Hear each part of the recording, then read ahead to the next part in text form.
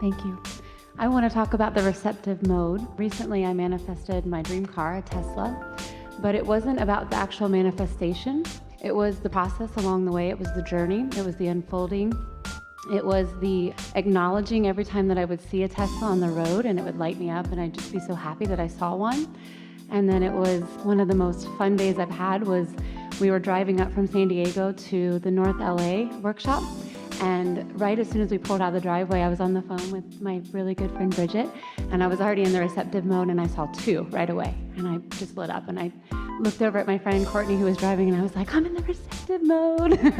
And then we saw over 30 Teslas in 2 hours. It was amazing. And so I was like, I'm gonna have a Tesla in my driveway, and that was like a couple weeks ago.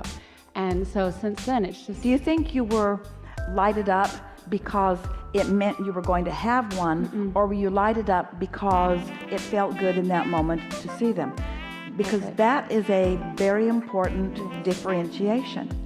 Because if lighting up is the means to an end that hasn't been accomplished yet, you throw resistance on the trail. Right. But if you're lighting up just because you're lighting up, now it's all smooth sailing. That's what I wanted to talk about. That was the major aha moment that I get with anything that I want, my desire. It's the state of being that gives the feeling. That's the reason why you want it, so that's the whole point. So you want it because you want it. Because it feels good to want it. So is it because you've already created it? You've already step one and step two'd it into creation. And so now, because it is so done, there's no angst about it. And so now, lining up with it, anytime you line up with it, is just that. It just feels good. It feels really good. And so what is the purpose for the desire to begin with? What is its ultimate reason for being? The state of being, to feel good, to be in alignment. Yep. Did everybody get that? I just wanted to share that because it's so people get caught up in the money in the bank or the car. I have the car and I could lose it tomorrow. And what that's about, we're going to repeat ourselves again, but what that's about is because most people are wanting the experience of all of the physical senses. So we want to ask you, is it delicious to be in that car? It's so delicious. And so now those physical senses get piled on top of all of that, and so it's just even more delicious. But had you needed the physical of it first and foremost, then it slows it way down. I could be a match to it. And what I wanted to also share is that the unfolding of it, I just wanted a Tesla. I didn't know that I wanted a Tesla that had insane mode that goes like 0 to 60 in 3.1 seconds. My inner being kind of guided me to the whole process of a car that I wouldn't have ordered it for myself if somebody said, okay, this is what, everything unfolded. I was following my bliss, I was following my excitement, and so the ideas kept coming. So do you think that your desire had even evolved beyond your ability to interpret it? Absolutely, I know it did. Because of other factors that you had put in all along. In other words, you've always liked a powerful car. And you care about conservation and beauty and function and leading edginess, which a Tesla certainly is. And so as you have put all of that into your vortex, you only have the ability to know in a way to verbalize it so far, but your vortex knew even more than you were consciously aware of, didn't it? That's the best part. And that's where the discovery, the adventure, the newness, the surprise, the feeling of being blessed and worthy begins to come in. And the worthiness and the deserving, I feel like that's what a lot of people have some trouble getting to, that maybe they don't feel worthy or deserving enough to have the things that they want. Only because they've practiced otherwise. Just got to have closure on that for a little while and it'll go away. Because it won't stay active if you don't keep it active. Right. Unworthiness will not stay active if you don't keep it active because it's not normal. It's not the truth. And it will not stay active unless you practice it. Very good. So I just wanted to share that. I do want to talk about one other thing. We touched a little bit about addiction and things like that. And so when you have somebody that's close to you, a family member, that's their path of most allowance to feel good.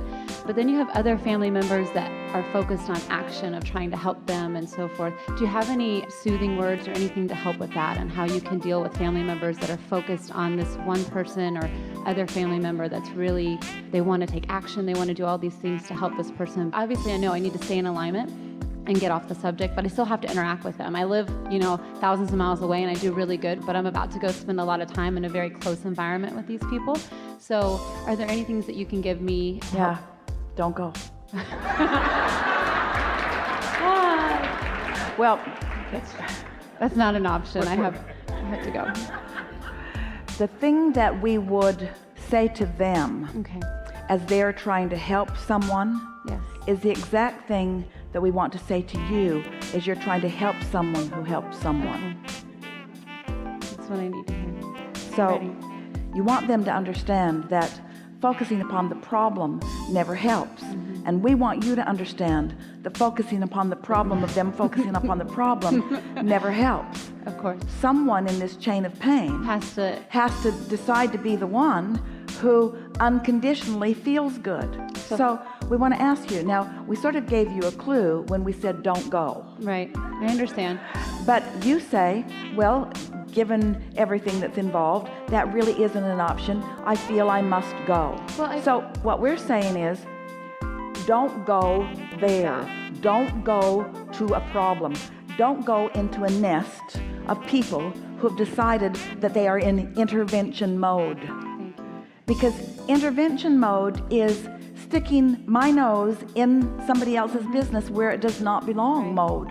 That's what intervention mode always is, because you cannot vibrate for another person. You know what's better than intervention mode? Loving them anyway mode. Yeah. Absolutely. Looking at them through the eyes of source mode, and not just looking at the one who you're worried about the addiction, but looking at those who are worried about them. In other words, it's not an easy thing to mind your own business, because when you care about people, they feel like they are your business. But we want you to focus upon the vortexual, vibrational reality version of them.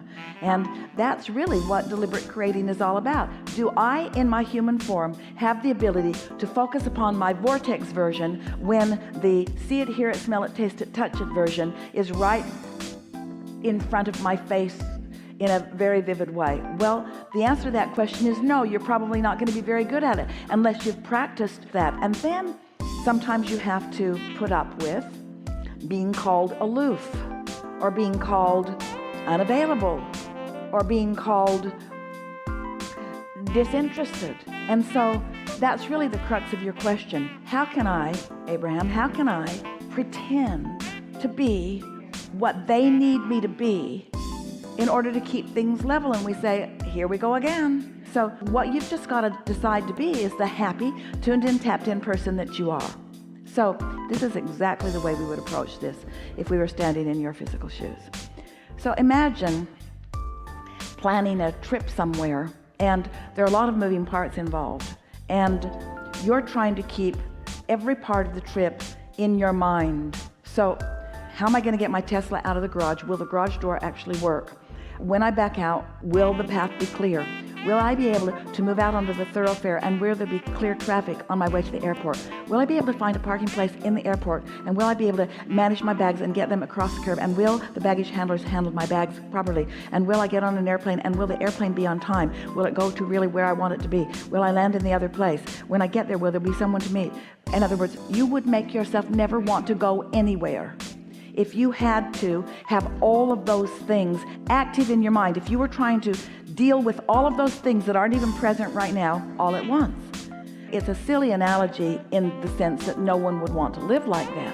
And yet it's the way so many of you do relative to so many things, because you haven't experienced consciously, you haven't been in step 5 long enough to really trust that the universe is going to feed to you what you need when you need it, and that you're going to be there to receive it. Right. That's really what we want you to realize, is that you're going to get the right impulse at the right time if you're in the receptive mode. If you haven't let the circumstances worry you, if you haven't been fretting over it, if you haven't been staying awake at night, if you're expecting a positive outcome even though you don't know all of the details of how the positive outcome will be, then you will be surprised and delighted at the opportunities that will reveal themselves to you, at the conversations that other people will start, at the receptive mode that they will be in, at the circumstances and events that will be orchestrated so that your interaction in it will be of benefit. Things don't have to be hard. They are not supposed to be hard. And when you're in the receptive mode, they're not hard. Nothing serious is going on. Things are always working out for you. And the thrill, as you said, it's not the end result of having the car. It was the fun of the dance all along the way. It was the surprise and delight at who said what when, and how they looked when they said it, and how so many things that you wish to be said didn't even have to be said by you. They were said by others. And what a happy party the whole thing was, and how good it was to all get together, and how everyone is feeling better for having had the experience. It's the journey, it's the journey, it's the journey, it's the journey, it's the journey, it's the journey, it's the journey, it's the journey, it's the journey, it's the journey. It's gonna take a while. It's the journey, it's the journey. It's the journey, it's the journey, it's the journey, it's the journey. Journey in the receptive mode, divine. Journey not in the receptive mode, hard. Hard. That's exactly what I needed to hear. Thank you so much. I really appreciate it. Yeah.